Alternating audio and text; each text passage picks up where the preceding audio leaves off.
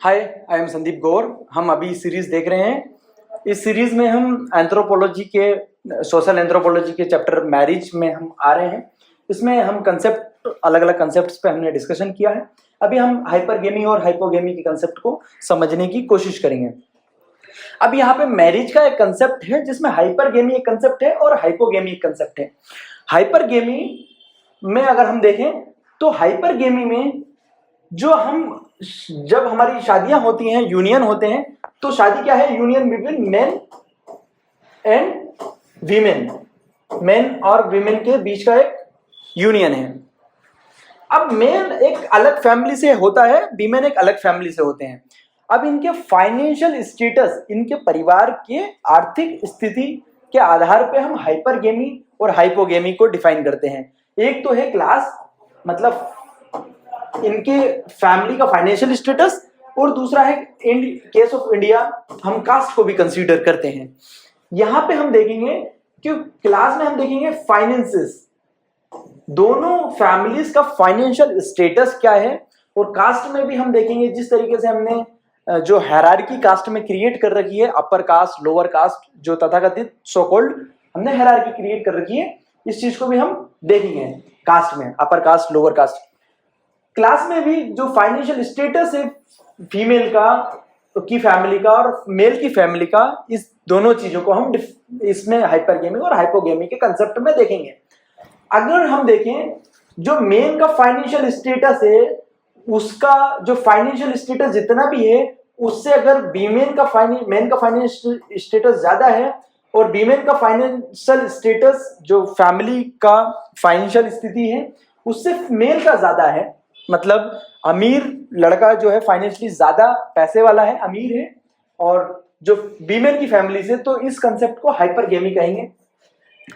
In terms of cast भी हम देख लेते हैं। जो मेल की है, लड़की की जो कास्ट है, वो सो कॉल्ड अपर कास्ट है हमारी हायरार्की में, इंडियन सिनेरियो में, और जो फीमेल है वो सो कॉल्ड लोअर कास्ट से आती हैं, सो हम इसको हाइपरगेमी कहेंगे। यहाँ पे मैरिज है, जनरली वीमेन के पर्सपेक्टिव में इसको डिफाइन किया जाता है। अगर वीमेन है वो किसी ऐसे व्यक्ति से मैरी कर रही है जो कि हायर कास्ट का है या हायर क्लास का है, फाइनेंशियल स्टेटस उसका हायर है, ऐसे सोशल ग्रुप में मैरिज कर रही है, तो इसको हाइपरगेमस मैरिज कहते हैं, और इसको हिंदी में अनुलोम भी कहते हैं, और इसको सोसाइटी में एक्सेप्टेबल मानी जाती है। ये मैरिज सोसाइटी इसको रिकॉग्नाइज करती है, अप्रिशिएट करती है। अब इसका अगर हम एग्जाम्पल देखें तो हमारे नॉर्थ इंडिया में हिंदू जो हमारे कास्ट ग्रुप्स हैं, ये हाइपरगेमी को फॉलो जनरली करते हैं। नॉर्मली हमारे यहाँ जो है अगर कास्ट में हम देखें तो जनरल का एक अपना ग्रुप है, ओबीसी और एसटी एंड एससी।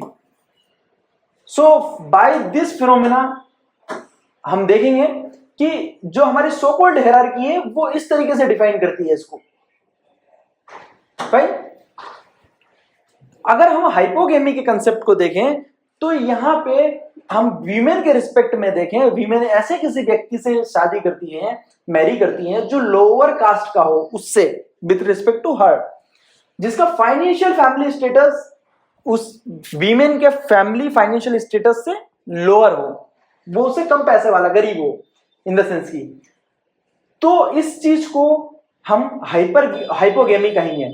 और इसको प्रतिलोम भी कहते हैं, इसको हिंदी में प्रतिलोम कहते हैं। इस चीज को स्टिग्मेटाइज्ड कहते हैं, और ये रिजिड कास्ट सोसाइटी में ज्यादा चीज होती है।